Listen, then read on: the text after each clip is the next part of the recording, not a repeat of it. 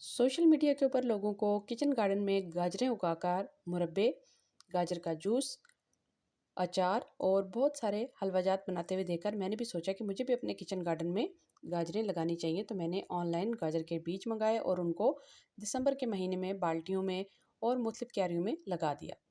पौधे आहिस्ता आहिस्ता बढ़ना शुरू हो गए और मुझे ये उम्मीद थी कि ये गाजरें बढ़ते बढ़ते बहुत ही प्यारी सुर्ख गाजरें बनेंगी, लेकिन जो रिज़ल्ट था वो आपके सामने है। इस तरह की गाजरें जो हैं वो मेरी क्यारियों से बरामद हुई और ये जो एक बाल्टी Oh my थी जिसके god. अंदर मैंने गाजरें लगाई थी उसके अंदर से निकलने वाली गाजरें आप खुद देख सकते हैं कि वो किस तरह की गाजरें थी।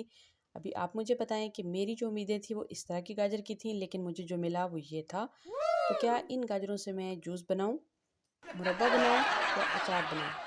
या एक और ऑप्शन भी है कि इन गाजरों से मैं बहुत ही ताज़ा ताज़ा गाजर का जूस बनाकर पी सकती हूँ, ताकि नेक्स्ट सीज़न में दोबारा से गाजरें उगाने का हौसला मेरे अंदर जमा हो सके।